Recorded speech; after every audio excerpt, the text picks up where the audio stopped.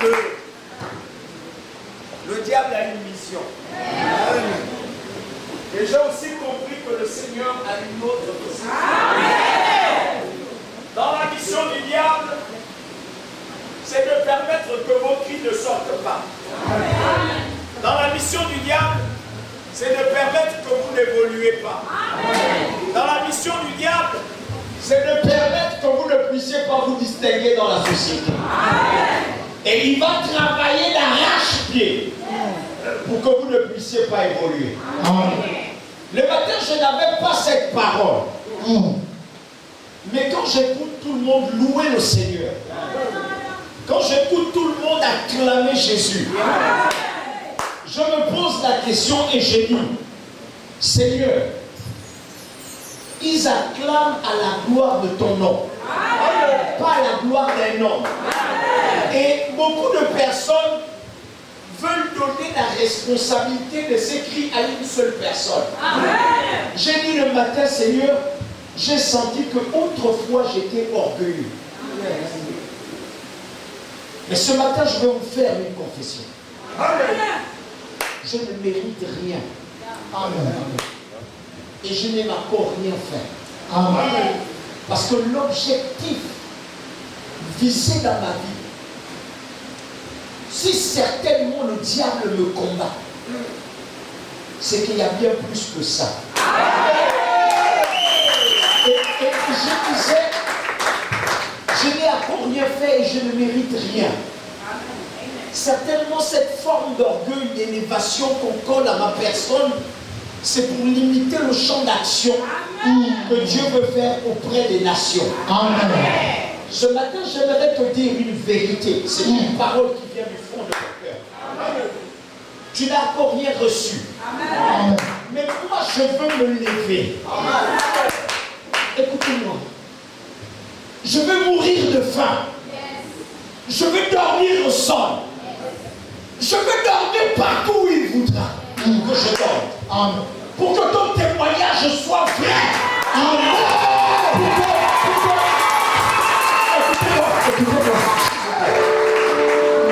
Pour que ta vie soit une réussite. Amen.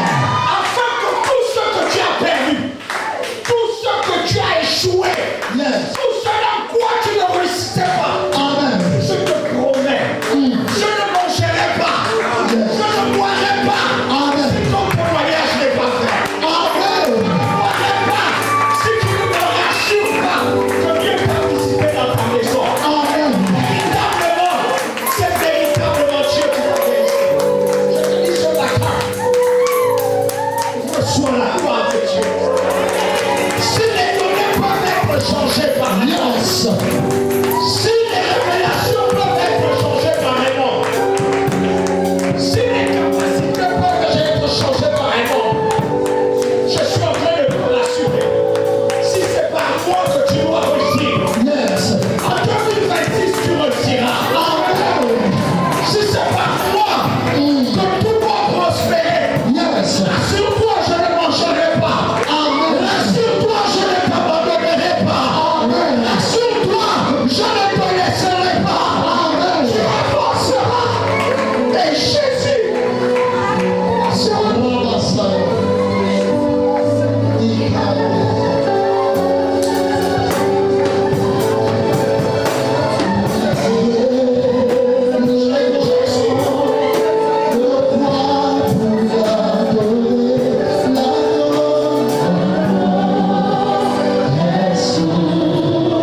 Jésus passera témoin.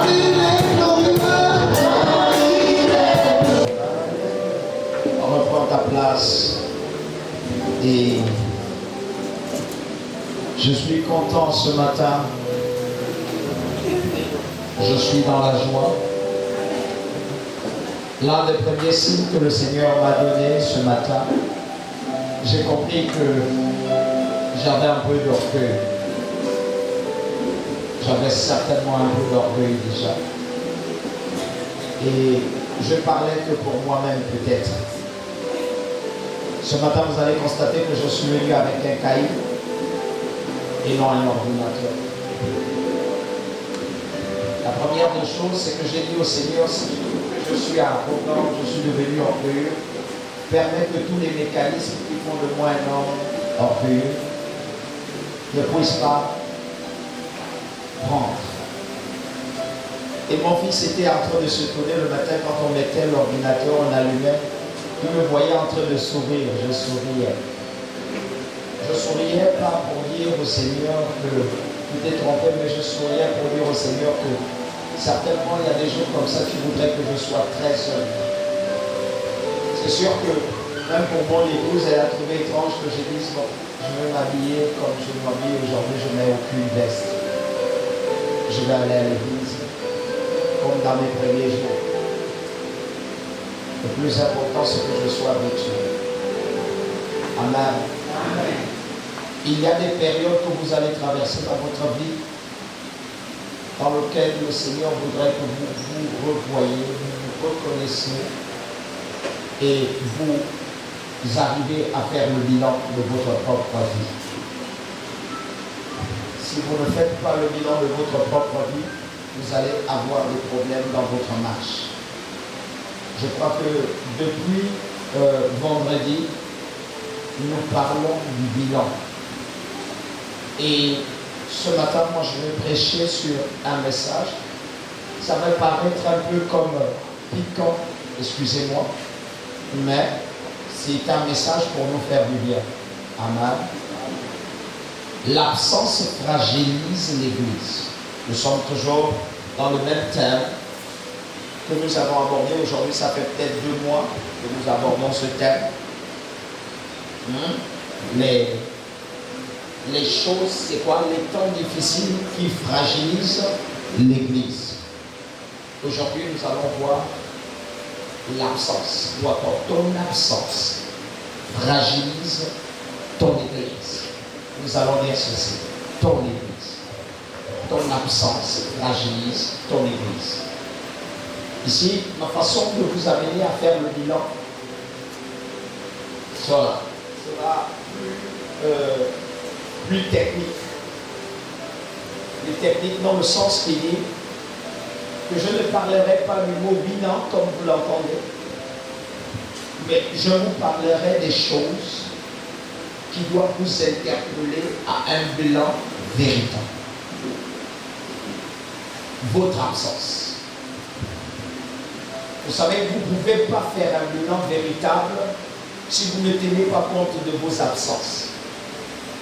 Et encore que il faudrait que vous teniez compte de vos absences, parce que tout le monde peut s'absenter. Donnez-moi un amen bien.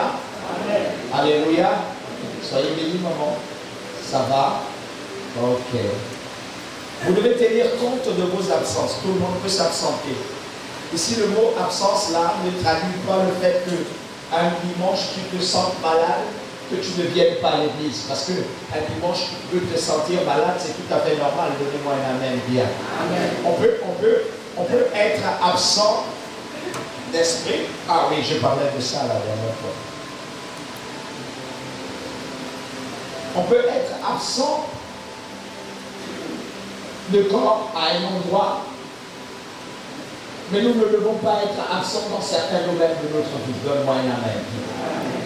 On peut dire, je ne viens plus à l'église, je ne vais pas à l'église ce dimanche, je ne vais pas à l'église ce lundi, il n'y a pas de problème, mais on ne doit pas être absent. Ne pas être présent ne signifie pas que vous êtes absent. Dans le domaine de l'Église, nous allons comprendre la constitution de l'Église.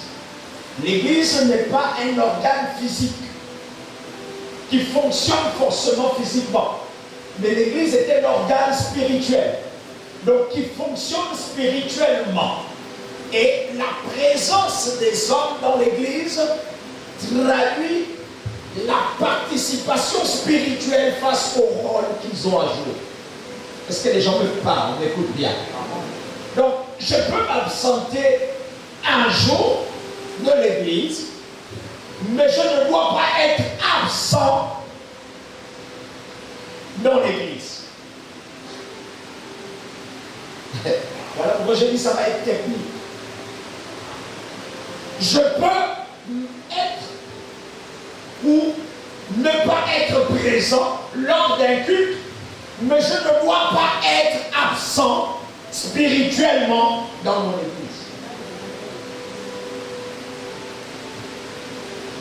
Vous savez, il y a beaucoup de gens qui ont des problèmes avec Dieu et qui ne font pas le bon bilan parce qu'ils sont carrément absents de leur église. Amen. J'aimerais que tu touches ton frère et que tu lui dises: es-tu absent de ton église ou tu es présent? Vous savez, plusieurs domaines peuvent faire de nous des hommes absents dans notre église. Alléluia. Amen. Mon fils peut s'absenter là, ne pas être présent là, mais il faut qu'on le voie quand on regarde cet endroit. C'est-à-dire, il peut être à la maison, mais il faut qu'il soit là. Je peux m'absenter de mon nettoyage, mais je dois être présent spirituellement à mon nettoyage. Le problème des chrétiens, c'est que quand ils ne sont pas présents à l'église, ils sont non plus présents spirituellement à l'église. Or, le Seigneur ne veut pas que vous soyez absents spirituellement de votre lieu de culte. Donne-moi une amen. Un bilan doit s'imposer à toi. Mais sur quelle base tu feras le bilan? Oh frère, tu es évangéliste, mais tu es absent dans ton église. Sœur, tu es pasteur, mais tu peux être absent de ton pastorat. Est-ce que je parle à quelqu'un? Maintenant, je poserai la question. C'est le mauvais. Qui est absent?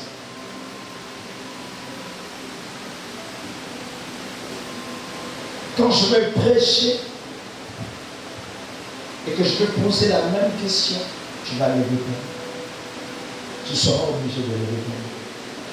Parce que tu te verras comme étant absent dans ce que Dieu a établi dans ta vie. On m'appelle prophète. C'est pas tout d'être appelé prophète.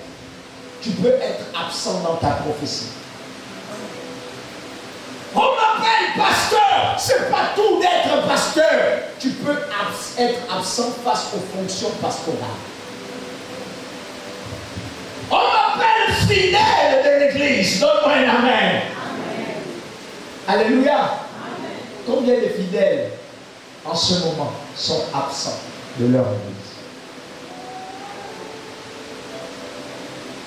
Vous savez, on donne à l'église, ou encore Dieu donne aux brebis ou aux chrétiens deux appellations. Celui de brebis et ensuite celui de fidèle. Et ces deux appellations ont un rôle à jouer dans la vie du chrétien. Celui de brebis qui ne se sépare jamais de son berger et de sa bergerie. Celui de fidèle qui est constamment présent à son lieu.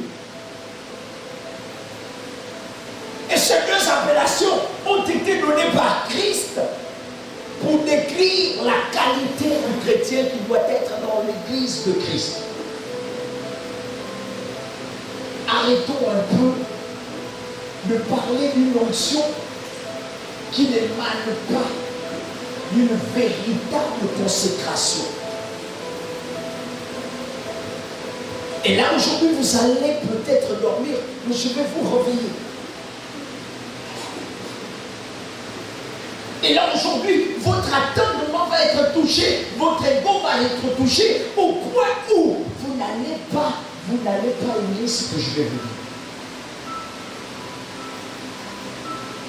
S'il vous plaît. Qui est absent? Ça commence à venir. Oh, on peut servir à un niveau. On te voit, tu travailles.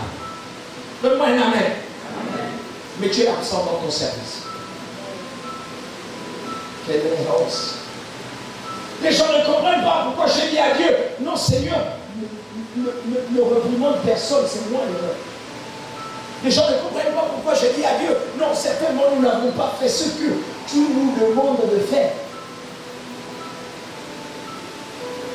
Je peux travailler et être absent de mon travail. Je peux servir, mais ne pas servir comme Dieu veut. De quel cas je suis absent? Car chaque service mérite un résultat. Et là où le résultat n'est pas favorable, c'est que je ne suis pas en train de servir comme Dieu veut, avec le cœur que Dieu attend de moi. Oh, quand on me demande d'acclamer, je peux acclamer sans faire le son que Dieu aime. Vous allez aimer, vous n'allez pas aimer. Les amis, quand on me demande de louer, je peux louer le Seigneur sans la vie du Seigneur. De quel cas je suis absent?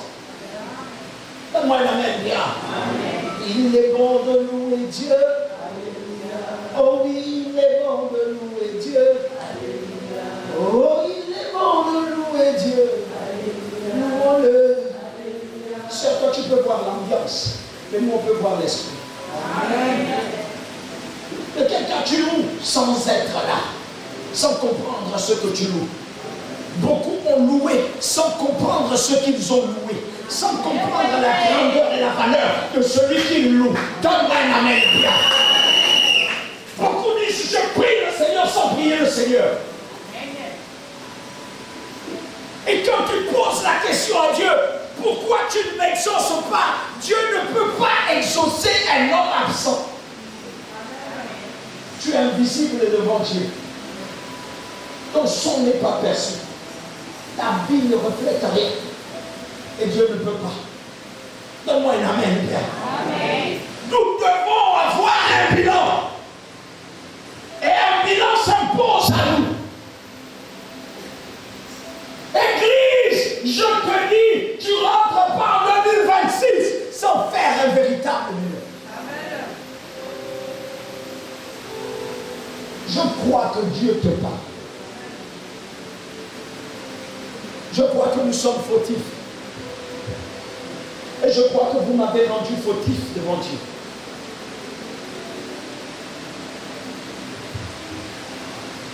Les missions de Dieu ne se sont pas accomplies. Je suis fautif. Certainement, je n'ai pas enseigné comme il faut.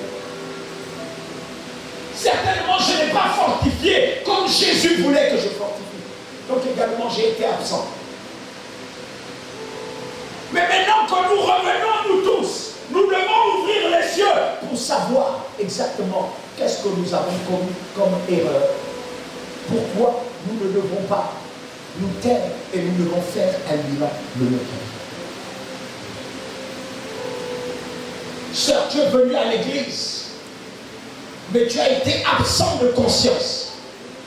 Pendant que le prédicateur prêchait, enseignait, toi tu ne notais pas, tu dormais. Donc tu es à l'église, mais tu es absente spirituellement. Et tu sors toute une année sans retenir quelque chose de grand dans ta vie. Sans produire un résultat qui te change. Sœur, frère, crois-tu que tu as été avec le Seigneur? Achille va commencer à décrire quelque chose que j'aime. C'est un livre que nous lisons beaucoup. Et là-dedans, quand il va le décrire comme une montagne. Il va transformer les choses en une montagne. Et il va demander aux chrétiens d'avoir une certaine façon de faire face à cette montagne. Est-ce qu'on peut lire Agé, s'il te plaît? Agé 1, verset 8. La Bible déclare, allez à la montagne. Il dit, allez à la montagne. Rapportez-en du bois et bâtissez le temple. Le mot aller à la montagne est beaucoup plus précoce. Je voudrais que tu me prennes un 8 secondes. Aller à la montagne décrit qu'on peut aller à la montagne comme ça. Or, aller à la montagne, c'est trop facile.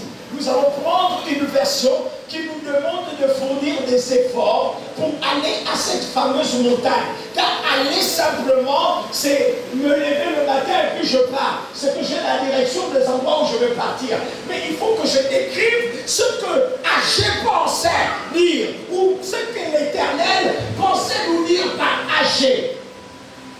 Montez sur la montagne. Il dit montez, montez. C'est différent de aller. Or, aller, c'est très simple. Mais monter demande des efforts. Il y a gravir des échelons. Donne-moi un amen bien. L'homme monte, il gravit des échelons. Il ne reste pas un seul des mains. Et il fournit des efforts pour trouver la montagne de l'Éternel. Amen. Et il dit ne montez pas comment? Apportez du bois. Il est apporté. Donc en fait, il ne montait pas seulement avec les mains vides, monter avec quelque chose. Amen. Et ensuite, et bâtissez la maison. Oh, il y a encore un fruit, il y a encore un effort à fournir. Le mot d'effort à fournir, c'est le bâtissement. Amen. Trois choses sont difficiles dans cette pensée de Agé. Est-ce qu'on peut s'asseoir? Je ne sais pas si j'exhorte bien le peuple de Dieu ou je ne sais pas si ce que je dis est très sensé, très écouté. Alléluia. Amen. Alléluia. Mais je voudrais quand même relever quelque chose là-dedans. Quelques petits points alors à vouloir nous amener à grandir, à nous retrouver nous-mêmes, à savoir ce que nous faisons. Ici, lorsque Agé va parler d'un chrétien, il ne parle pas d'un homme qui n'a pas voulu suivre le Seigneur. Voilà, il parle, il instruit un peuple bien précis. Est-ce que je parle à des gens? Alléluia. Amen. Amen. Amen. Ce matin, prenez-moi comme ça. Amen. Ce matin, prenez-moi comme ça. Certainement, c'est l'Esprit de Dieu qui veut que je parle comme ça. Ce matin, prenez-moi comme ça. À supporter les erreurs ou encore les fautes de langage. Mais faites un effort de m'écouter. Je parle à un type de chrétien, il ne parle pas à un type de personne qui n'a pas pris la décision. Il parle à un type de chrétien qui a pris la décision de devenir un chrétien et de marcher par Jésus-Christ. À ce type de chrétien, il va leur dire une chose très importante. Il ne va pas leur dire restez dans vos maisons et bâtissez-moi la maison, ma maison dans vos maisons. Il va dire déplacez-vous, commencez à sortir de vos maisons. Donc sortir de sa maison, c'est sortir de l'emprise de la loi qui pèse dans sa famille. Accepter de te battre pour sortir de ta maison. Ensuite, il va dire une chose, je vais m'établir comme une montagne. Il va dire, il placera une montagne devant nous, mais encore une épreuve va se situer à l'intérieur. Face à cette montagne, nous devons comprendre qui nous sommes et où nous allons. Les obstacles seront devant vous. Donne-moi un amen. Amen. Mais les obstacles sont faits pour être gravis. Et gravir l'obstacle, c'est pour aller bâtir la maison de Dieu. Et avec moi, à chaque fois qu'un obstacle se trouve devant moi, c'est pour que je grave et que je bâtisse la maison de Dieu. En fait, Dieu ne veut pas qu'on bâtisse sa maison ensemble. Il veut qu'on bâtisse sa maison sur un obstacle. Non, tu ne comprends pas.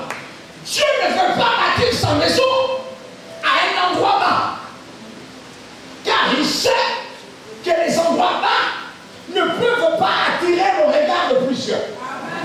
Dieu veut créer un problème dans ta vie. Dieu aime les problèmes, car il a dit, je ferai de tes ennemis ton marche.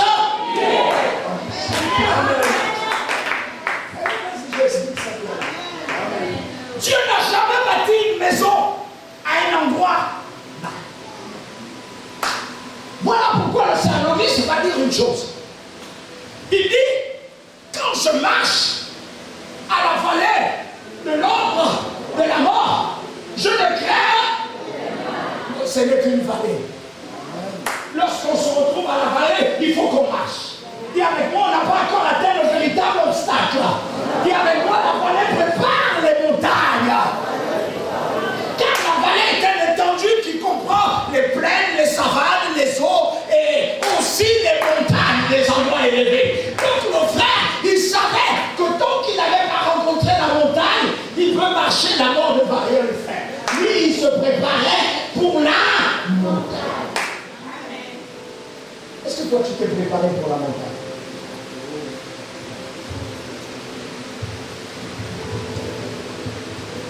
Car la vallée de l'ombre de la mort annonce une montagne. Et chaque montagne annonce une élévation.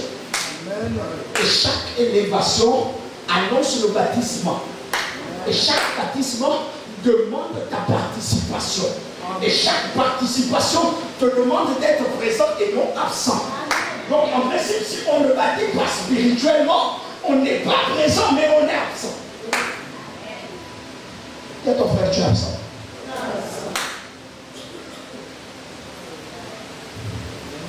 Est-ce que ça va vous tourner? Regarde mon frère, regarde de toi. Il dit, tu feras ton bilan à partir de quoi?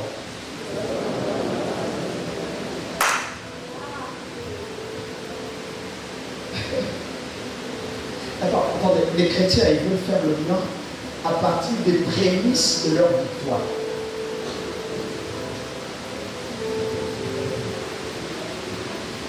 Mon fils, si tu faisais ton bilan, là, tu vas faire le bilan à partir des prémices de ta victoire.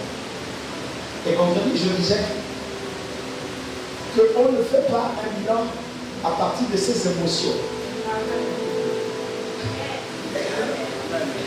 Alléluia. Vendredi, je disais, on ne peut pas faire un bilan à partir de ses émotions. Mais on fait un bilan à partir de quelque chose. Du champ des missions que l'Éternel t'a donné et des accomplissements derrière ces missions. Allez, moi j'enlève le champ des missions. J'ai dit, on fait un bilan à partir de la vision que tu as reçue de Dieu pour une année. Qu'est-ce que Dieu t'a dit? Quand tu as créé mon année, Dieu t'a dit quoi? Est-ce que ce que Dieu t'a dit, tu l'as fait? Et c'est à partir de là qu'on fait son bilan. Car lorsque Dieu te donne une mission, il veut que derrière cette mission se cache ta vie. Et derrière ta vie se cache ta réussite. Et derrière ta réussite se cache ce que lui, il a prévu pour toi. Est-ce que je peux parler à quelqu'un? Il fait que l'Éternel te bénisse et il te donnera ce que quoi? Mes amis, chrétien, on ne fait pas un bilan derrière ta propre vision. Mais on fait un bilan derrière la vision que le Seigneur t'a accordée dans toute l'église, dans ta marche, dans ton champ de mission. Donne-moi un amen. Car derrière la mission qu'il t'accorde, il y a ta réussite, il y a ton élévation, il y a ton succès et il y a ta joie. Donne-moi un amen. Si on n'a pas compris son bilan, si on n'a pas compris ce que l'Éternel t'a dit, on va échouer. S'il vous plaît, peuple de Dieu, est-ce que tu as gagné? Est-ce que tu reconnais d'abord ce que Dieu t'a dit en fin 2024? Je vais vous rendre plus responsable. Pour qu'en 2026, là, tu comprennes que 2025, le Seigneur t'a prédit des choses. Et que je dois marcher à partir de ces choses. Si je dois réussir, il faut que je réussisse à partir de ça. Si je dois travailler, si je dois m'appeler chrétien, je dois m'appeler chrétien à partir de la vision que Dieu m'a donnée. Est-ce que je parle à quelqu'un? On ne fait pas le bilan à partir de ce que toi-même tu veux.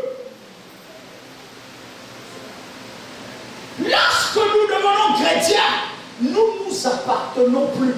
Nous appartenons à Christ.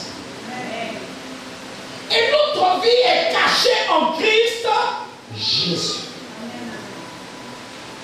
Donc, plus j'accomplis les devoirs du maître, plus ma vie est cachée en Jésus. Et quand Christ est content, ma vie aussi est prospère. Amen. Amen. Amen. Est-ce que ça va? Amen. Bon. Notez. Vous devez savoir qu'une église est un organe qui vit par ceux qui sont fidélisés. Une église est un organe qui vit par ceux qui sont fidélisés. Or, il y a une catégorie de chrétiens qui n'est pas fidélisée. Vous allez comprendre que si une église doit vivre, elle vit à partir de ceux-là qui sont fidélisés. Voilà pourquoi je dis toujours à l'église, mais pourquoi ceux qui sont fidélisés écoutent ceux qui ne sont pas encore fidélisés? Quel rapport un initié aille voir avec celui qu'on appelle un profane? Quel langage un initié entretient avec un profane? Donne-moi un amen, bien. Moi, je peux parler avec un non-initié et puis lui, il me dira ce que lui pense de sa vie. Mais moi, je n'ai plus de vie qui soit en moi. Ma vie est dirigée par le grand roi. Donc, ce que mon grand roi me dit sera contraire à ce que toi tu dis. Donc, vous devez comprendre que la vie que vous aviez, ou encore, vous deviez savoir qu'une église est un organe qui vit par ceux qui sont fidélisés et qui assument entièrement la responsabilité dans leur engagement. Je ne peux pas être fidélisé et je n'assume pas ma fidélité. Pourquoi je n'ai pas réussi? Pourquoi j'ai échoué? Frère, tu as été fidélisé, mais tu n'assumes pas ton engagement en qualité de fidèle.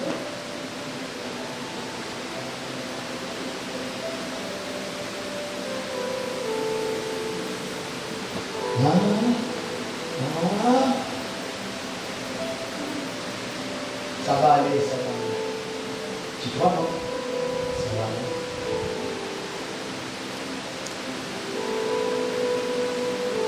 Je dois assumer mon engagement.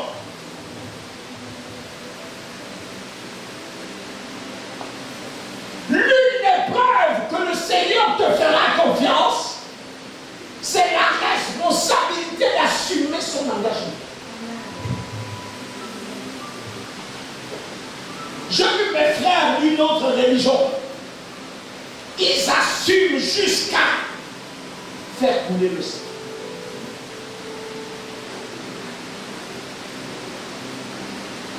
Ils assument leur responsabilité de respecter leurs heures de prière. Ils assument la responsabilité de faire le carême quand le carême se présente. Mais les chrétiens de vision du bâtisseur sont fidélisés, mais n'assument pas leurs engagements en qualité de chrétiens fidèles.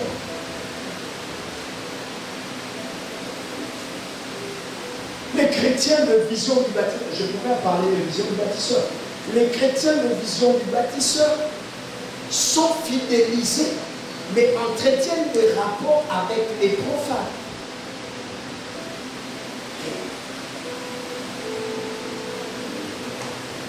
Est-ce que je parle à l'église? Amen. Est-ce que ça va? Amen. Est-ce que tu te reconnais? Allons-y.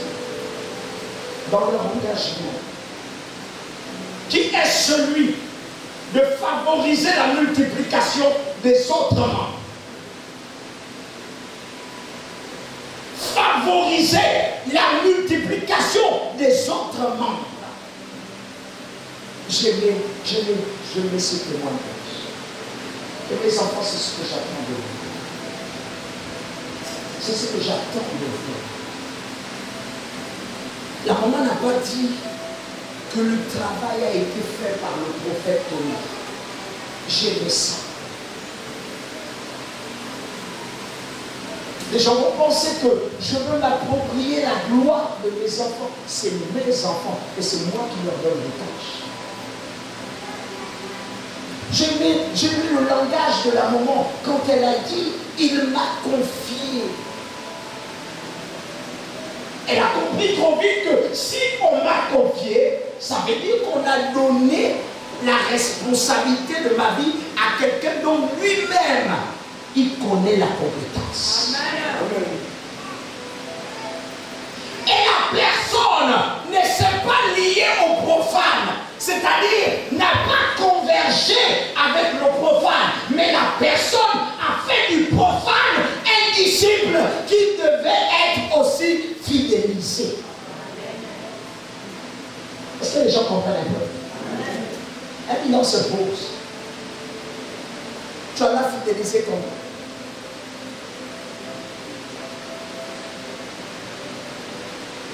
Est-ce que tout le monde me comprend?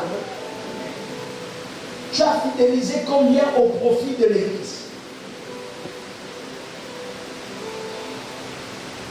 Le frère a dit ici, allons-y à la montagne et apportez du bois. Ce que vous ne comprenez pas, c'est que depuis dimanche, j'ai dit une chose. On ne fait pas un bilan sans témoignage. On doit avoir le témoin de son bilan. Or, le témoin de son bilan est cette brique qui bâtit la maison de Dieu. Dieu peut voir sa maison être bâtie. Donc aujourd'hui, si la sœur était là et là, aujourd'hui c'est le témoignage de ton apostolat. J'ai prié pour la sœur et la sœur est restée dans l'église. Elle a bâti la maison de Dieu. C'est un plus. Depuis vendredi, j'ai dit, les gens demandent à Dieu de leur s'exaucer. Ils n'ont pas le fruit de leur témoignage. Dieu n'aime pas des hommes inutiles. Peuple de Dieu, je vous donne un secret. Dieu n'aime pas des hommes inutiles. Je vous dis une vérité. Si tu n'es pas utile à Dieu, tu ne peux rien lui demander qu'il te donne.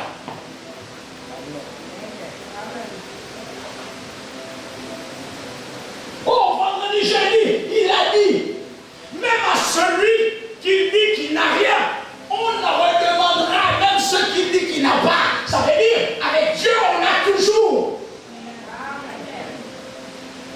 Tu ne me donnes pas un amen parce que ça te fait mal. Ton amen est dur parce que tu comprends que vraiment tu n'as pas de moi.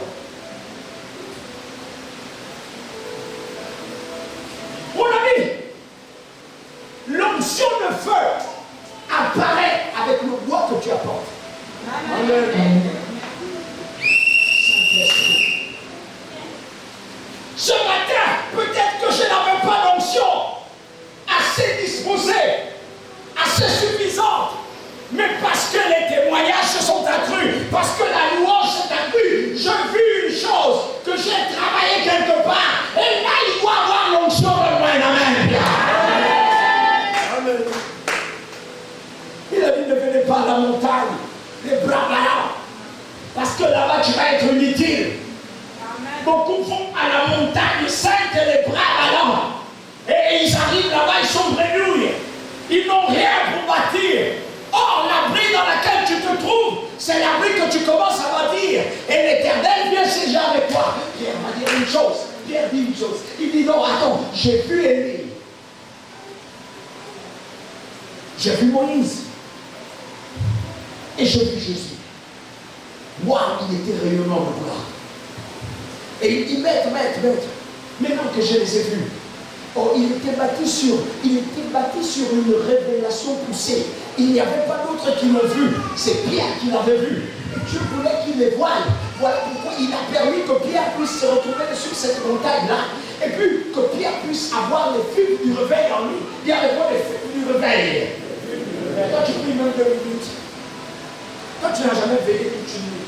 Cette année-là, 2025, est-ce que tu as prié même 5 heures de temps? Quand je vois les chrétiens qui me disent, je veux des grandes choses, est-ce que tu as prié même 5 heures de temps? Écoutez, c'est les transmissions de prière qui remettent à un autre esprit la révélation de la prière pour laquelle j'ai veillé. Si j'ai veillé, il faut que ma réponse soit une réponse d'éveil. Écoutez, même quand on vous donne les prophéties, on vous les donne par rapport au réveil que vous aviez. Amen. Si ton âme n'est pas réveillée, on peut te dire que tu es morte. Après, tu vas pleurer. Ma fille, attention. Il y a un jour de retour. Et puis c'est vrai, il y a un peu de bon. Et puis c'est vrai, surtout ne vient pas de caractère, ça vient de ta famille. Bon, c'est vrai, quelque chose va se mettre au niveau de ta famille. Tu vas sentir à chaque fois. Ok? C'est parce qu'on a perdu quelque chose.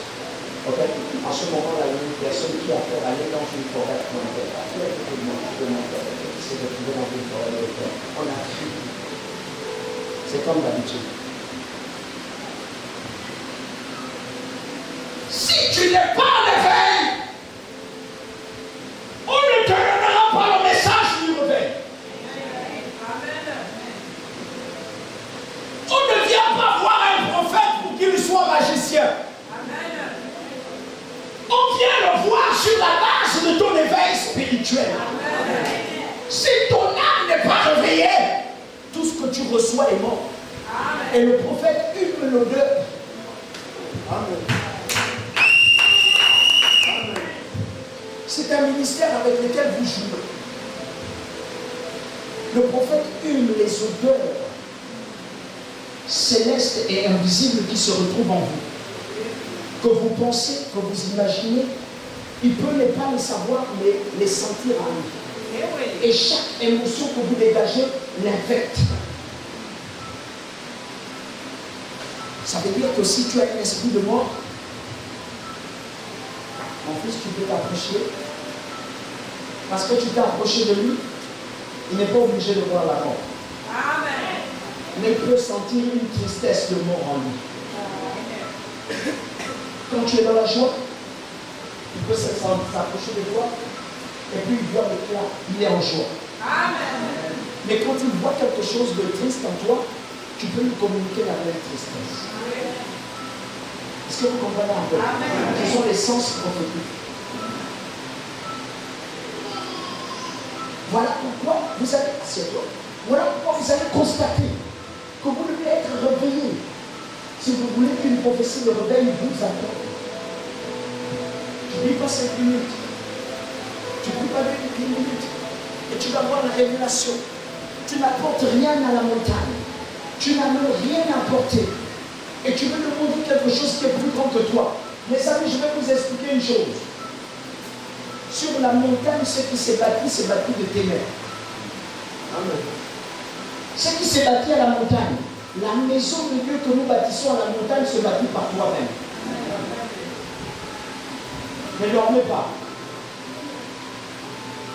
Mettez-vous même debout si vous sentez le sommeil. Mais souffrez de m'écouter. Et notez. Alléluia. Amen. Parce qu'il se peut que je vous ai donné ce message et qu'après tu te retrouves face à ça. Un bilan s'impose à toi. Donne-moi un amen. Amen. Alors lorsque Pierre va voir ça, il va dire une chose. Lorsque les yeux spirituels de Pierre vont s'ouvrir, il va dire une chose. Il dit, bâtissons une maison pour Élie. Le temps d'Élie était le temps de la puissance. Ensuite, il dit, bâtissons une maison pour Moïse. Le temps de Moïse était offert à la connaissance. Et il dit, bâtissons une maison pour Jésus. Le temps de Jésus est donné à la grâce. Quiconque se connecte à la grâce et participant de la nouvelle nature de Christ. Donc peut opérer au-delà des deux temps qui se sont passés autour de lui. Maintenant la question c'est, Pierre devait dormir où? Quand il dit bâtissons pour Jésus, bâtissons pour Élie, bâtissons pour Moïse, lui-même il se voyait dormir, les trois se voyaient dormir dans la tente de Christ. Or, quiconque dort dans la tente de Christ, lorsqu'il prophétise sous la couverture de Christ. Quiconque est sous la tente de Christ, lorsqu'il opère sous la dimension de Christ. Donne-moi un amen bien. Quiconque est sous la tente de Christ peut avoir une alliance qui parle contre lui, mais parce qu'il est sous la tente, tout ce qu'il dit est géré par la tente. Est-ce que je parle à quelqu'un? Est-ce que je parle à quelqu'un? En 2025, est-ce que tu étais sous la tente de Christ? Et là, ça fait réfléchir beaucoup de gens. N'est-ce pas? Sachez que votre absence dans le rôle que vous aviez à jouer dans l'église favorise la décroissance que le diable aime. Votre absence dans le rôle que vous avez à jouer dans l'église favorise la décroissance que le diable aime. Est-ce que je parle à quelqu'un? Et met un frein dans le plan de Dieu pour la multiplication de l'église.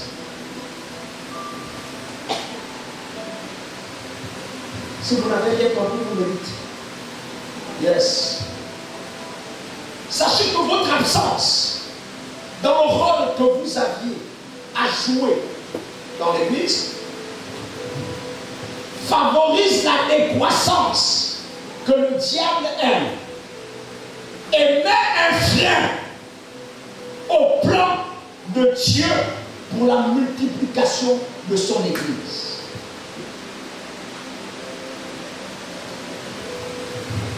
Vous n'êtes pas absent parce qu'on ne te voit pas assis. Ah, vous n'avez pas compris? Je vais bien. Sachez que votre absence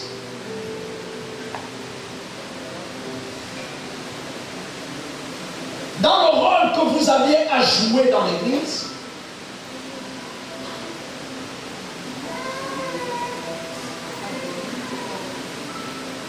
favorise la décroissance que le diable aime.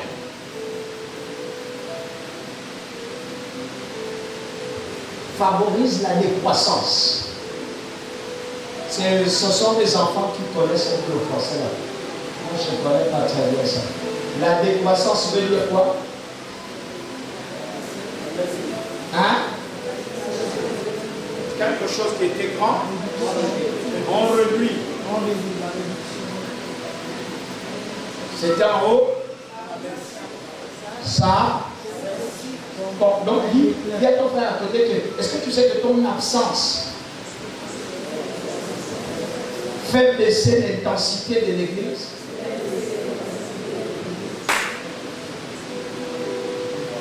Et le diable aime ça. Alléluia. C'est bon, on peut continuer. Favorise la décroissance que le diable aime et met un frein au plan de Dieu pour la multiplication de son église. Je ne dois pas être absent dans le rôle parce que c'est le rôle que je joue qui me permet d'être présent. C'est par le rôle que je joue à l'église que je suis utile, qu'on considère que je suis présent. Donne-moi un amen bien. Comment fidèle, c'est quand tu es évangéliste, que tu es présent. Sinon, je peux venir tous les jours à l'église, mais je ne suis pas présent.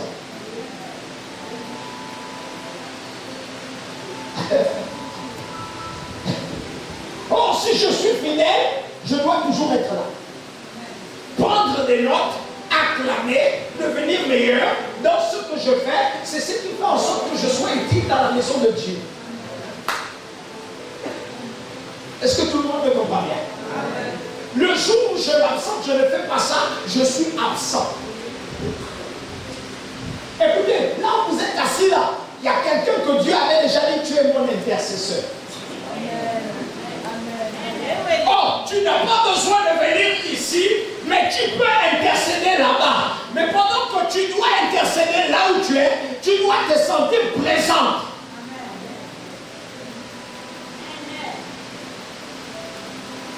Est-ce que l'église me comprend un peu? Je ne suis pas encore dans un comité, mais Dieu m'a déjà dit que je veux lui servir. Écoute, si je n'apprends pas à lui servir, étant présent dans l'église, je suis absent. Dieu m'a dit, il va se servir de mes finances. Joseph d'Arimathée ne marchait pas parmi les disciples, il avait des affaires. Mais Joseph d'Arimathée était absent de corps, mais présent d'esprit. Et il répondait aux grands événements de Jésus. Jésus, il dit, le maître va voyager. Il part où? Il va en France. Ok, il a besoin de quoi là-bas?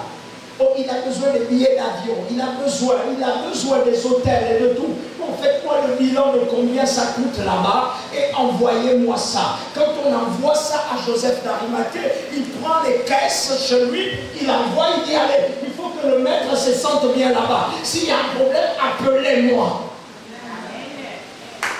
Écoutez, je vais encore aller, je vais un peu exagérer. Regarde, mon fils, Joseph d'Arimathée ne s'entretenait pas avec Jésus.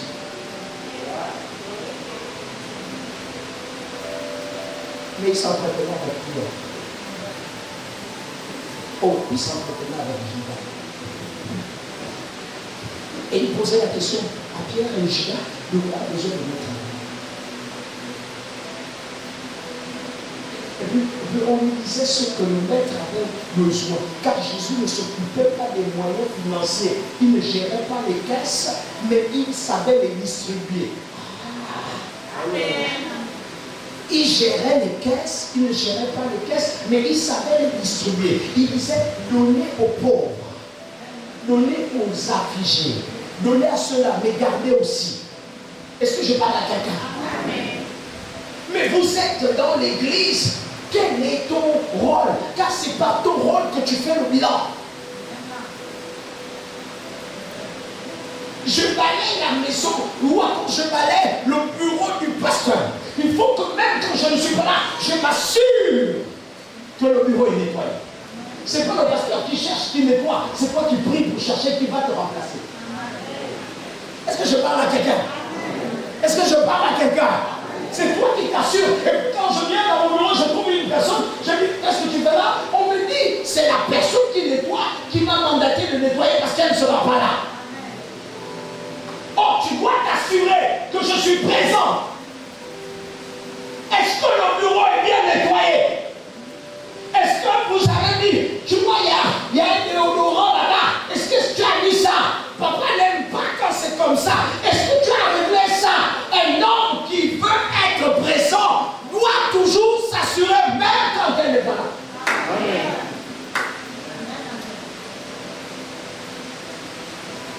S'il te plaît, tu manques le culte de dimanche et tu ne t'assures pas de la prédication. Amen. Et même quand tu vois la prédication, tu ne t'assures pas de l'écouter.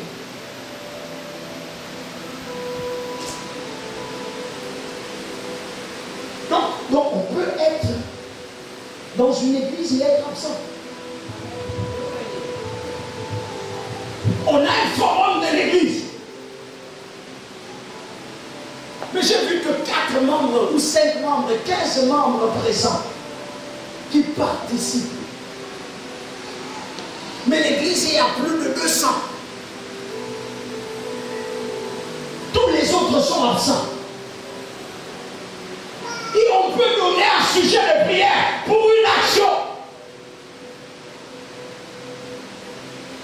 Mais tu gardes le silence. Écoutez, votre silence dans l'église et aux affaires et au rôle que vous avez à jouer signifie une chose, que vous faites partie des destructeurs de ce que vous vivez.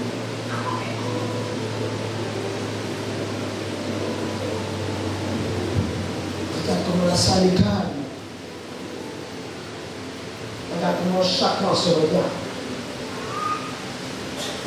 Frère, toi qui viens que le dimanche, sache que le Seigneur te demande d'apporter du bois. Et il te demande de bâtir. Est-ce que tu bâtis? Sœur, je suis faible. Je ne peux plus venir à l'église. Vous savez, on me regarde trop. On m'insulte. On me parle mal. Non, on veut toujours me dire, sœur, est-ce que tu as bâti? Frère, est-ce que tu as bâti? Quand on est sur la montagne, on bâtit.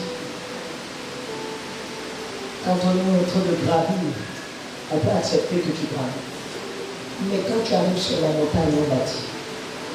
Ton retard dans le bâtissement favorise l'état de ton échec. Voilà pourquoi les gens peuvent se retrouver. Ils n'ont qu'une demeure.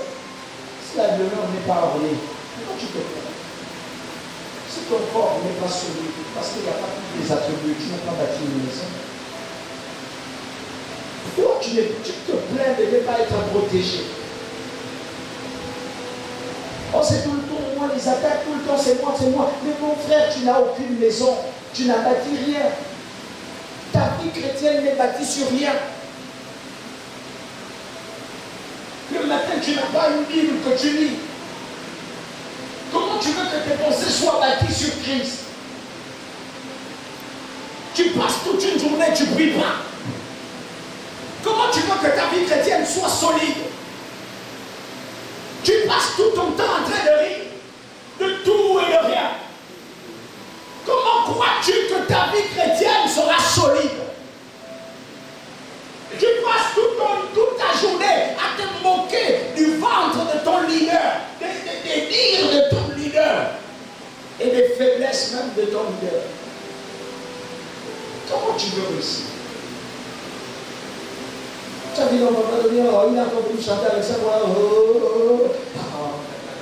Non, sœur, ne chante pas, ne suis pas ma voix, mais suis par contre ta propre voix. Ta voix peut être belle, mais est-ce qu'elle est sur la montagne? Est-ce qu'elle bâtit?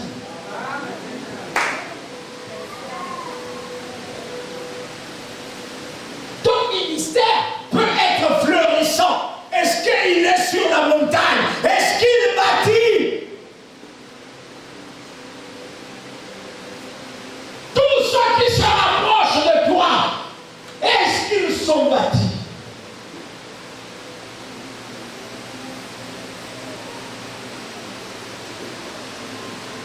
J'aime ce message. Je sens que j'aime ce message. Regardez. Proverbe va dire une chose importante. Waouh, il est 13h.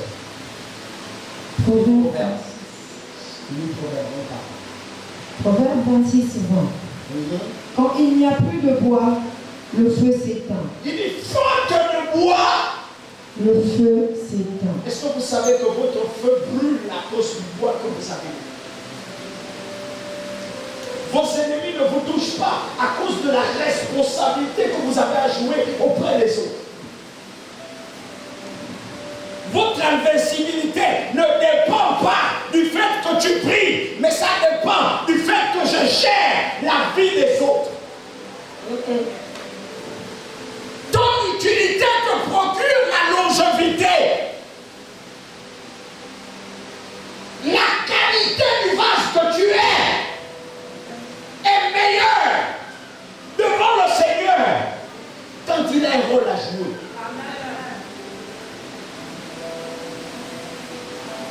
Je n'ai pas réussi. Ma fille, tu es malade.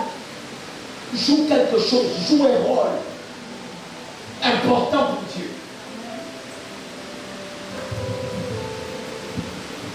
Joue un rôle important. Rends-toi utile. Et tu vas voir cette femme qui est tombée morte. Et tout le peuple s'est levé. Nous refusons qu'elle meure. Elle était seulement couturière. Oh, elle cousait. Donc, elle cousait. Et puis les autres disaient, elle taillait. Elle couturière. Les amis des apôtres, les amis des saints, les amis des fidèles de l'église, les amis de tout cela qui avaient besoin d'être raccommodés. Le rôle qu'elle jouait était bien plus important. Cette femme était une intercesseuse, mais couturière. Cette femme avait un rôle à jouer dans la vie de tous ceux qui avaient un problème d'identité. Et lorsqu'elle cousait, lorsqu'elle faisait sa couture, elle priait. Lorsqu'elle avait la vie d'un saint, elle priait pour que l'identité de ce saint soit réparée. Ce que les gens n'ont pas compris, c'était ça. Elle ne faisait pas que coudre. Partout là où un saint avait une faiblesse, elle reparait. Partout là où le saint avait un problème, elle reparait. Partout là où le saint avait une difficulté, quand ça passait entre ses mains, elle était une intercesseuse exceptionnelle. Donc elle était utile. Tous les saints de l'église ont compris que le temps avait passé là. Je n'avais plus une vie de prière. Quand la femme là a mis son aiguille, mais bizarrement, ma vie de prière est remontée. Qu'est-ce qu'elle fait? L'autre dit non, je n'avais plus de foi. Mais quand je lui ai donné mon vêtement, dès qu'elle a tenu mon vêtement, ma foi est remontée. Mais qu'est-ce qu'elle faisait? Cette femme ne restait pas que là. La Bible déclare qu'elle était à un endroit stratégique. Et un endroit stratégique où l'église devait l'avoir. Alors cette femme avait une occupation qui paraissait physique, mais pourtant elle le remplissait spirituellement. À l'endroit où elle était à côté d'un temple. Et tous ceux qui venaient au temple devaient passer par elle. Elle était l'examinateur de tous les examens. Elle était la boussole de tous les problèmes des chrétiens. Donc il fallait que tu passes près d'elle pour qu'elle localise ton vêtement spirituel. Et quand il y a un problème dans ton vêtement spirituel, elle commençait à le traiter. Et du coup, comme elle le traite, elle habille ses déchets chez toi. Et elle façonne la vie. Donc en fait, elle enlève l'identité négative qu'il y avait dans ton vêtement. Elle te donne un nouveau vêtement qui avait une identité capable de voir Jésus. Et lorsqu'elle va mourir, tous vont se rendre compte que non, on ne peut pas perdre de telles gloires. Sœur, toi tu viens dans l'église, tu es malade. Mais quel est ton rôle?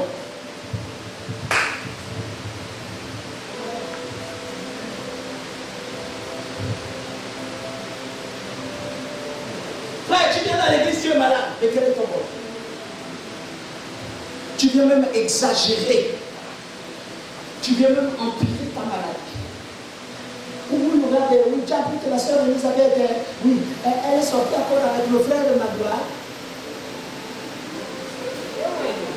Et oui, le frère que vous voyez souvent à côté de papa, vous connaissez au Saint-Paul.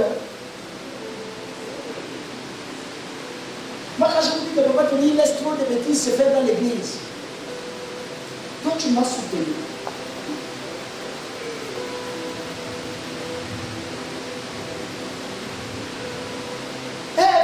Vous qui habitez là, vous habitez dans la maison du pasteur, vous faites d'abord des économies. Répare leurs vêtements.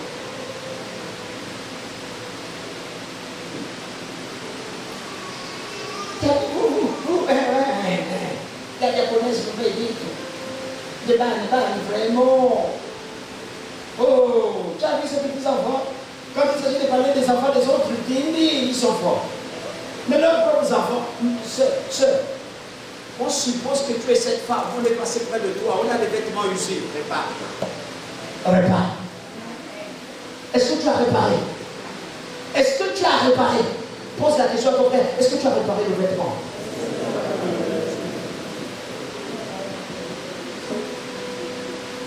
Les enfants continuent les culottes jusqu'ici. Sœur, répare le vêtement. Rends-toi utile. Peut-être que je ne peux pas parler, mais j'ai besoin de toi pour parler. Peut-être que mon fils il est grand. Et mon fils ne peut pas m'avoir pour pasteur. Je suis son père. Mais toi, tu peux être son pasteur. C'est par toi qu'il peut se convertir. Et toi, viens lui prêcher l'évangile. Peut-être qu'avec moi, il ne l'écoute pas, mais avec toi, il va l'écouter. Ne dis pas c'est son enfant, eux-mêmes ils sont des pasteurs. Mais voilà comment sont leurs enfants. Non, leurs enfants avaient besoin d'un pasteur qui soit neutre et qui vienne les évangéliser. Tous les jours tu arrives, tu t'assois avec moi. Moi je te bâtis pour que tu bâtisses mon lendemain. Mais est-ce que tu bâtis? Moi je te bâtis.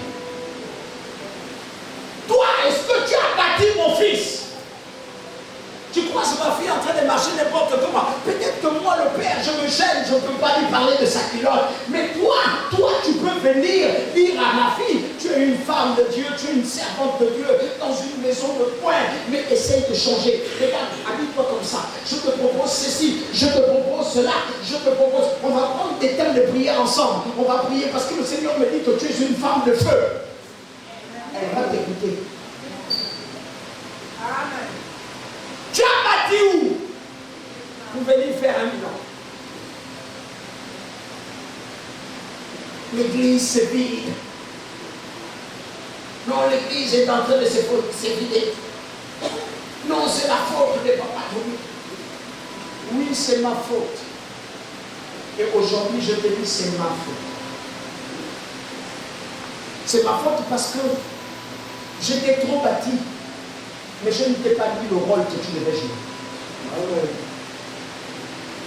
C'est ma faute parce que je t'ai laissé te concentrer aux négativités que de te concentrer au plus essentiel. Ça, c'est ma faute. C'est ma faute parce que tu n'as pas su m'écouter. Peut-être que j'aurais usé de force, usé de tact. Peut-être que la manière dans laquelle j'ai véhiculé mon enseignement a été trop fort pour toi. Tu ne m'as pas pu m'écouter. C'est ma faute.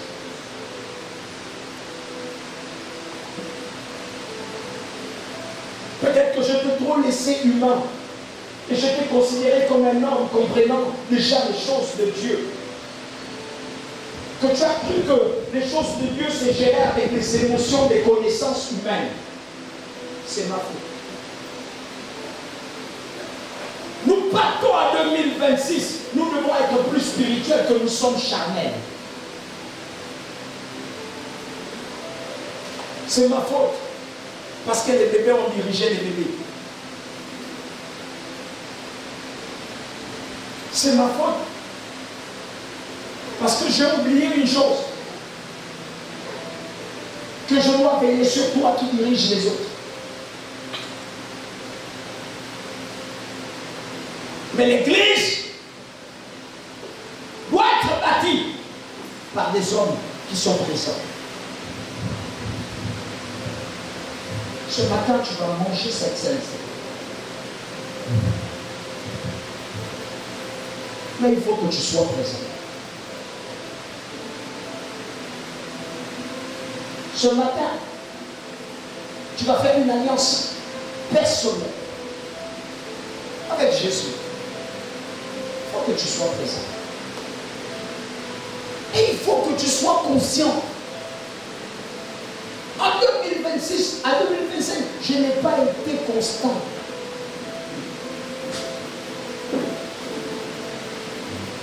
Le diable est passé par mon couloir. Écoutez, tout le monde parle de Judas. Donne-moi un amen. Est-ce que vous savez l'histoire de Judas? Judas était un frère merveilleux. Lorsque Judas rencontre le Seigneur, il était plein d'amour. Lorsque Judas rencontre le Seigneur, il était plein d'onction. Lorsque Judas commence le ministère avec Jésus, il était un frère dynamique. Donne-moi un amen, Pierre. Judas priait constamment. Parce que vous pensez que Judas n'a jamais été un bon frère. Judas priait constamment. Mais lorsque Judas a été exposé à sa faiblesse, il y a des gens dans l'église qu'on ne donnera jamais, que je ne donnerai jamais les caisses de l'église. Et ça, Dieu m'a enseigné.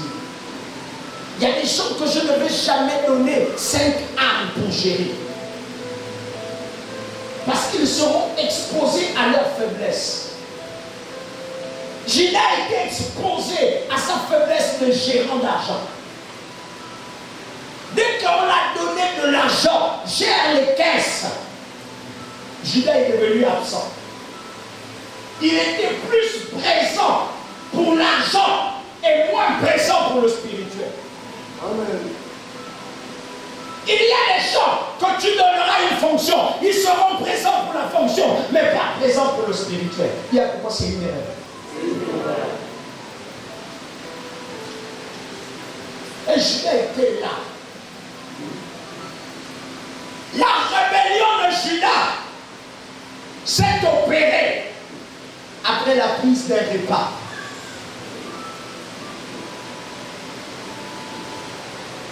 Autrefois, Jésus le protégeait.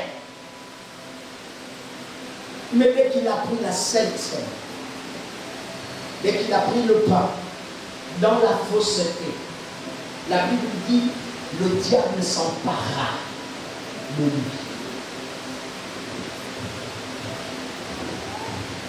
Il y a des choses pour lesquelles on doit d'abord s'examiner. Il y a des choses pour lesquelles on doit s'identifier.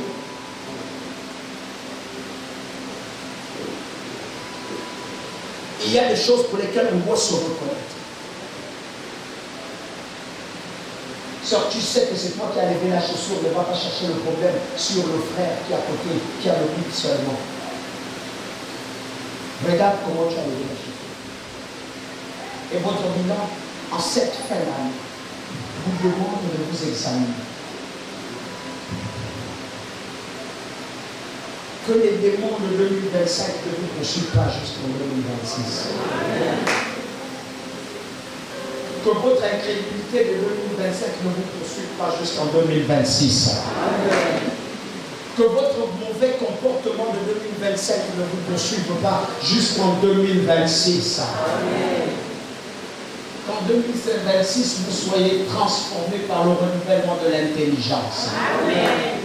Et que le Saint-Esprit prenne possession de votre vie en 2026. Et qu'il dirige votre façon de faire en 2026.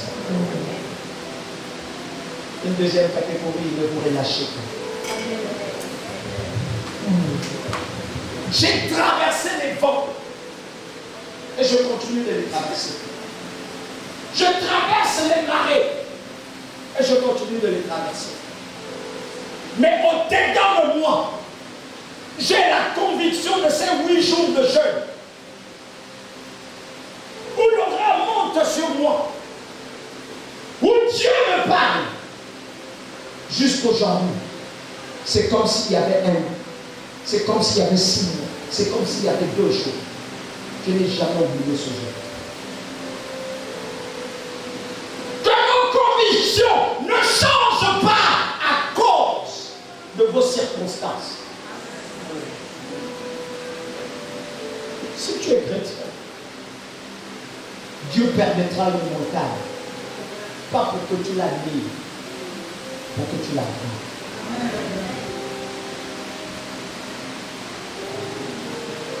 Si tu es chrétien, Dieu ne laisse aucun chrétien à l'abri de tout pendant des siècles. Dieu éprouve. Et dans l'épreuve, Dieu élève. Amen. De cette phrase, j'ai pris la machette.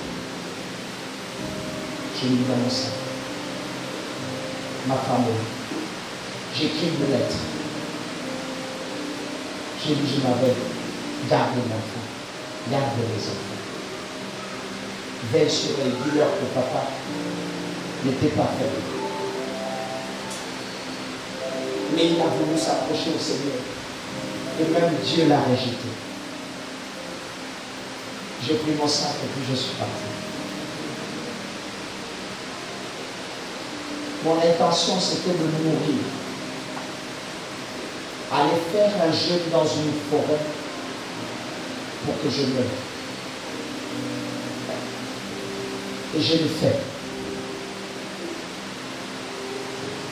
En chemin, j'étais dans le transport au neuf. Je me rends compte que je n'ai pas une boîte d'allumettes. Parce que je voulais faire. Je prends la corde, je mets sur la main.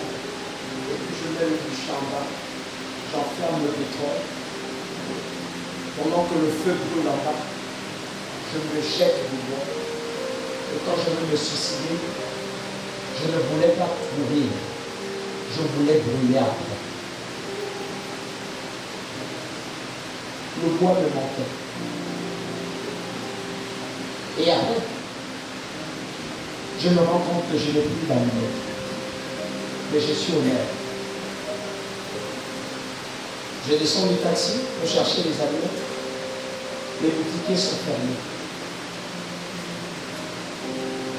Dans mon esprit, j'entends une voix qui me dit, va au pavé du neuf. Je vais au pavé du neuf. J'arrive devant le pavé du neuf. Je regarde les boutiquiers, ils sont tous fermés. Et le voix me dit, monte les pavés du neuf après l'école. Il y a une entrée, monte là-bas, va demander les allumettes là-bas. Je vais à cet endroit chez un prophète. J'arrive, je dis, je suis venu chercher les allumettes. Donc je vais traverser tout ça pour venir chercher les allumettes chez lui. Et lui, il sort et il me regarde. Il rentre dans sa chambre, il dit à sa femme, il me demande de l'arrêter. Je lui donne pas les allumettes. Je lui donne. Et lui, pourquoi? Il sort et dit non. Tu vas où? Je dis non, je vais quelque part, je vais essayer de faire un travail. Il dit non. Tu vas faire un travail comment? Je dis non, je vais un peu m'exiler, je vais un peu aller. Il dit je te connais. Je vais m'exiler comment? Dans quelle forêt? Je dis dans une forêt quelconque, je vais aller là-bas. Il dit non. Tu vois cette maison? Il n'y a personne dedans. Il n'y a même pas une personne. Il n'y a rien. C'est fermé comme tu vois là. Je vais m'assurer que personne ne vienne te voir dans cette maison. Voilà. Je dis non, moi je n'ai pas besoin de monde parce que vous allez me faire et les enfants vont crier. Il dit je vais envoyer même mes enfants ailleurs. Mais je veux. Qu'est-ce qu'il faut me poser là-dessus? Et pourquoi? Il dit le Seigneur me dit qu'il ne veut pas lui faire. Sinon il va mourir. Et je suis rentré là-bas, j'ai fait un jeûne. Je lui ai dit, personne ne me dérange. Il m'a dit, personne ne va te déranger. Il a donné une latte. J'ai dit, je n'ai pas besoin de latte. J'ai un problème avec lui. Je n'ai pas besoin de latte. Il ne m'a pas donné la latte. La femme m'a dit, mais comment, même le sol, là-bas, il y a le sable, il y a tout. Il a dit, c'est mieux que de toute façon, je comme il veut. Mais le monde qui soit, je vais le sauver. Il y avait du sable, les amis. Quand j'ai touché le sable, je me suis arrêté. J'ai prié sans me rendre compte que j'avais fait un jeûne. Et j'allais jusqu'à 12 jours. C'est lui qui est rentré, il a cassé la porte. Et il a dit, non, s'il te plaît, je sais que tu peux aller plus que ça. Mais Dieu me dit, s'il te plaît, écoute. Et je suis sorti. Vous savez, quand vous avez des problèmes, arrêtez de les donner aux gens. Allez-y à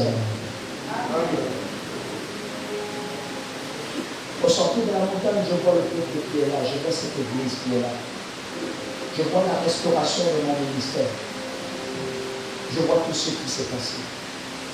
Et le jour où j'ai vu ma mère, elle m'a dit simplement, ça y est, tu es devenu un homme. Il y aura des épreuves que vous allez avoir dans votre vie. viendront de moi. Mais c'est pour que vous soyez plus forts. C'est pour que vous soyez assez mature. Dieu peut vous susciter quelqu'un pour vous aimer, pour vous briser. Ce jour-là, Dieu avait suscité ma mère. Je n'ai jamais oublié ça. Et c'est le jour où j'ai commencé à voir le fruit de mon apostolat que j'ai compris pourquoi ma mère avait dit ça. Si je continuais à rester autour d'elle, je ne ferais jamais le jeûne qui devait révéler ma destinée. Mais il fallait qu'elle me pousse à m'éloigner dans la prière, dans le jeûne, pour que je rencontre Dieu. Est-ce que je parle à l'église? Aujourd'hui, je te demande de te remettre en cause et de faire ton propre mieux. Je te demande de revoir ta vie et de revoir cette année.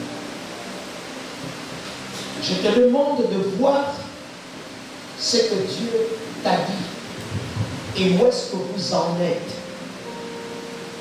Quand Dieu a dit, tu es mon fidèle héros, tu es grand, tu es une grande femme, dynamique. Quand Dieu a dit, je vais t'amener, qu'est-ce que tu as fait? Les gens aiment l'amour de ce que Dieu dit, mais ont du mal à payer le prix pour ce que Dieu dit. Est-ce que tu as travaillé en 2025 comme il fallait?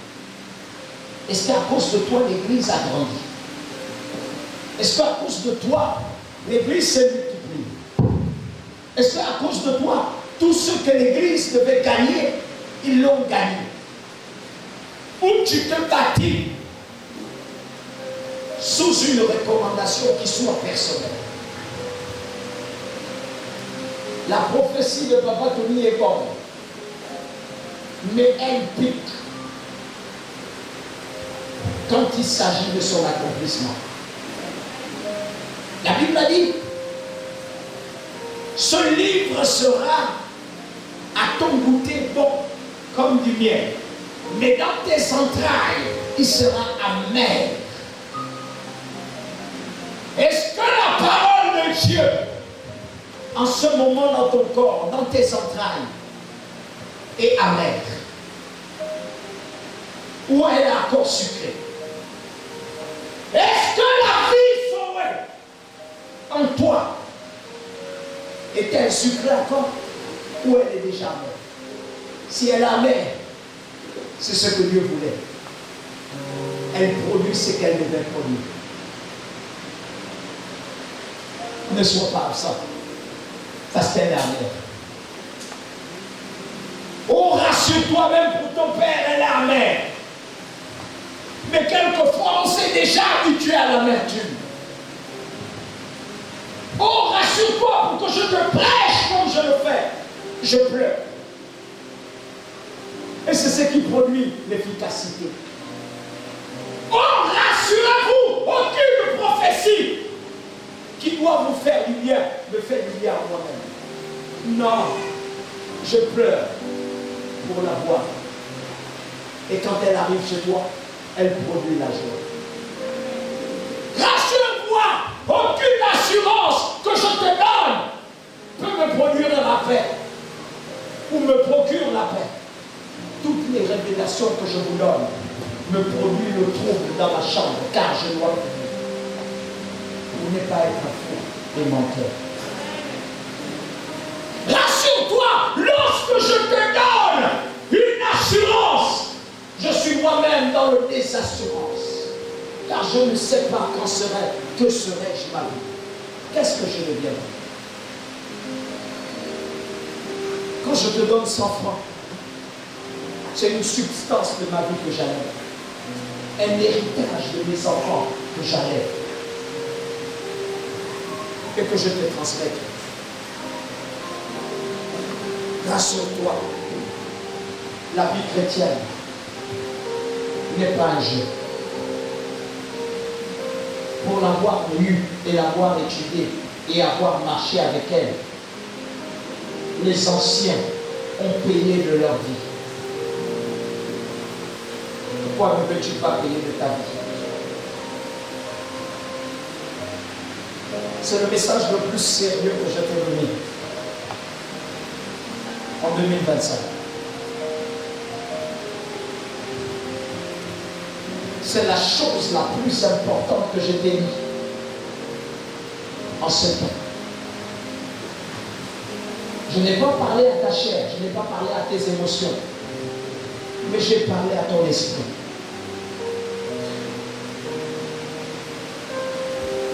Pour que tu deviennes vrai, pour que tu deviennes solide, pour que tu marches comme Dieu veut. Ne te fatigue pas, mais demeure. Mon fils, pendant que tu dis, tu es fatigué, tu devais être à jour. C'est l'assurance qui va produire, ce message produira dans ta vie et dans la vie de tes parents la certitude que vous êtes appelés enfants de Dieu. Pendant que tu as sommeil, n'oublie pas, garde un œil, une oreille, mais garde une autre oreille ouverte et assimile et mémorise. Tu n'auras pas un autre message qui te demandera de te remettre en cause. Rends-toi utile dans la maison de Dieu. Rends-toi utile et non absent. On peut être absent étant présent. Nous voulons sentir que tu es là. Ne sois pas présent de corps, mais absent d'esprit. Nous voulons voir ton esprit là où se trouve ton corps. Et nous voulons voir ça. Frère, toi tu as tourné les églises. Et aujourd'hui on t'a invité à Vision du Bâtisseur. J'aimerais te dire que Dieu n'a jamais été absent partout où tu es passé. Mais c'est toi qui étais absent. Maintenant que tu es arrivé à Vision du Bâtisseur, assois-toi et sois présent. Sache que Dieu n'a pas besoin des hommes qui disent que je veux recevoir. Mais Dieu a besoin des hommes utiles. Sois utile et là tu seras présent. Sois présente et Dieu t'exaucera. Donne-moi un amen. Amen. Je te donne cette exhortation. Je ne t'appelle pas devant, mais je te dis revois-toi. Tu es arrivé à la vie profonde, je n'ai pas vu Dieu là-bas. Tu es arrivé à l'auberge du salut, tu n'as pas vu Dieu là-bas. Tu n'as vu que des erreurs et des pasteurs qui commettent des bêtises. Tu n'as vu que des sœurs qui commettent des bêtises. Tu n'as vu que des frères qui commettent des bêtises. Mais j'aurais voulu que tu voies ton cœur qui est absent. Aujourd'hui, je t'exhorte. Tu es venu à Vision du Bâtisseur. Regarde-toi. Et regarde ta façon de marcher. Si tu n'as pas été utile, lève ta main. Je vais prier pour toi.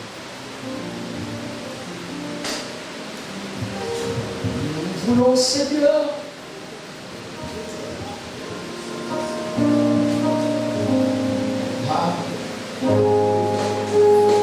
si tu n'as pas été utile, tu n'as pas joué ton rôle,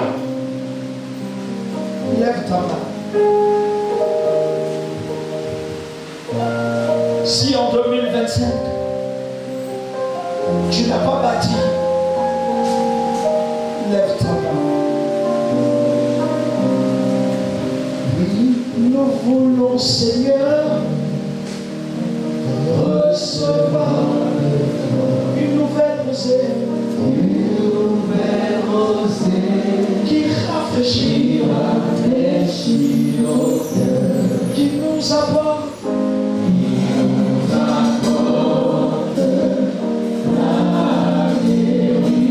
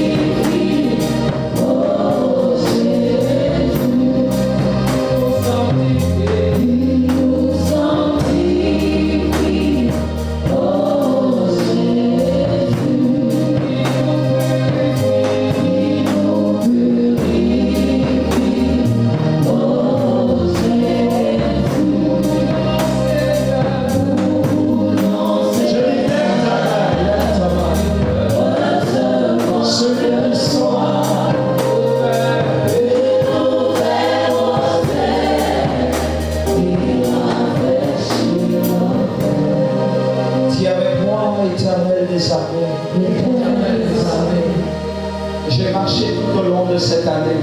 j'ai marché tout au long de cette année. J'ai fait des choses. J'ai fait des choses.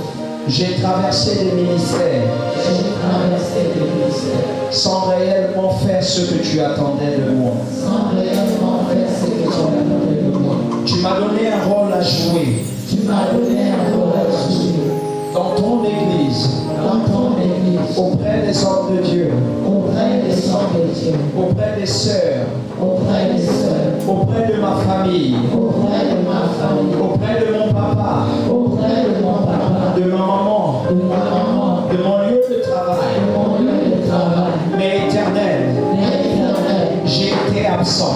j'ai été absent. Je reconnais mes erreurs. Je reconnais mes erreurs. Je reconnais ma pratique. Je reconnais ma pratique. Elle n'a pas été bonne à tes yeux. Elle n'a pas été bonne à tes yeux. J'ai passé mon temps J'ai passé mon temps à te demander à te demander sans rien faire en retour. sans rien faire en retour. Mais je vais dans une fin d'année Je vais dans une nouvelle année. et je reconnais qu'au-dedans de moi, Et je reconnais qu'au-dedans de moi, j'ai été nonchalant. j'ai été nonchalant. La Bible me dit La Bible me dit que celui qui se relâche dans son travail que celui qui se relâche dans son travail est ami de celui qui détruit.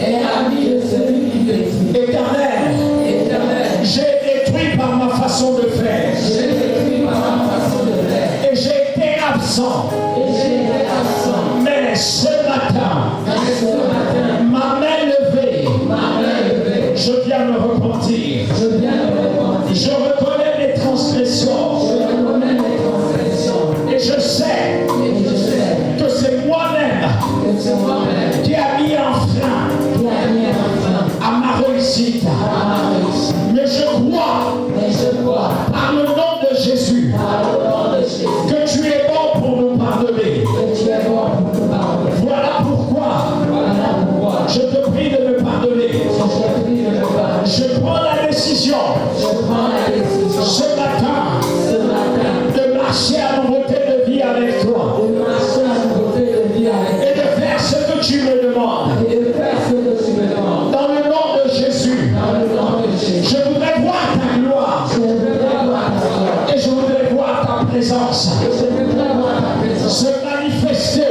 se manifester dans ma vie. dans ma vie. Au nom de Jésus. Au nom de Jésus. J'aimerais que tu pries personnellement. Que tu dises, Seigneur, aide-moi. Je connais ce que j'ai à faire dans ton église, dans ma vie chrétienne. Je connais ce que j'ai à faire. Je connais ce que je veux. Et je connais comment je dois le faire. Certainement, je ne l'ai pas fait. Pardonne-moi et aide-moi. Prie maintenant. Élève ta voix. Élève ta voix.